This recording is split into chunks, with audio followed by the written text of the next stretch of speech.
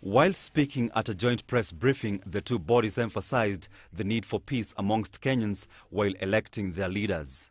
It is here that Ms. Muthoni explained to journalists what really went down during the tendering process, urging everyone to avoid politicizing the issue.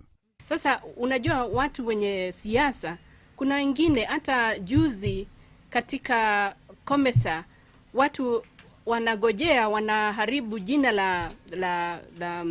la commission, tume ya uchaguzi, ndio mambo ikitokea wao hawaja faulu, wanasema ni sisi tumefanya rigging na ni vibaya.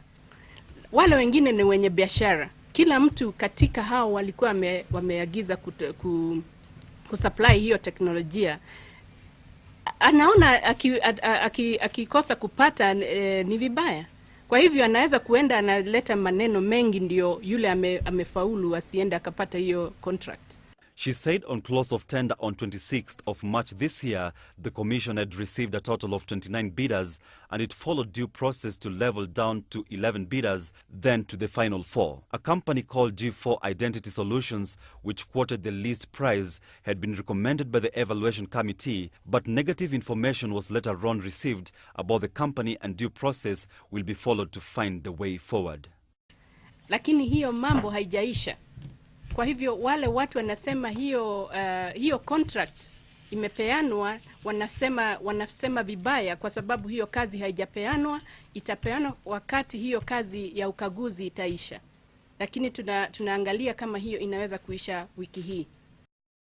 The deputy police spokesperson, on the other hand, said that Kenya has been attacked severally even before the war in Somalia, but since December the threat of being attacked has been more imminent. He called on all citizens to be more vigilant. One of the areas that the police has done is that we have tried to sensitize the public to give us information.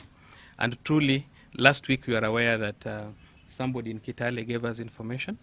We managed to arrest 2 people with hand grenades, which they were intending to use in a church in Nairobi. And I haven't heard last week. So we call upon all Kenyans to cooperate with us, give us information. Most of these criminals live with you.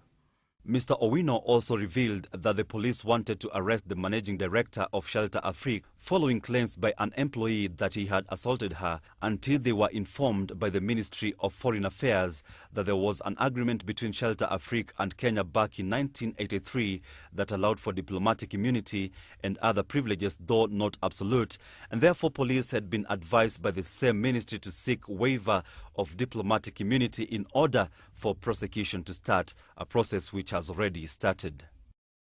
Ours is only to confirm if we have evidence. And once that is cleared, Foreign Affairs goes through the process of waiving diplomatic immunities, and they write to us that they have waived. And DPP has also seen our file and he's convinced that we have evidence. Then we move as a team, as a government, as a country, and make an arrest and charge the person. We don't need to over-exaggerate. The police had come under fire from different quarters over the past few days for what many termed as police abductions concerning 2 Iranians who had earlier been arrested on suspicion of organizing a terror attack in the country. But Owino reminded the public that the work of the police is to maintain law and order and arrest those that break the law. He said those accusing the police were desperately trying to get cheap sympathy. He also called on Kenyans to be patriotic. It ought not to be politicized. The tender process in IEBC ought not to be politicized. Let us get the correct image or the correct impression, because this will give a negative impression to the country in general that Electoral Commission is already planning rigging. So that is a concern. He also urged Kenyans to coexist peacefully, especially during this electioneering period, in order to avoid small quarrels that could be taken advantage of, politicized, then magnified to huge proportions.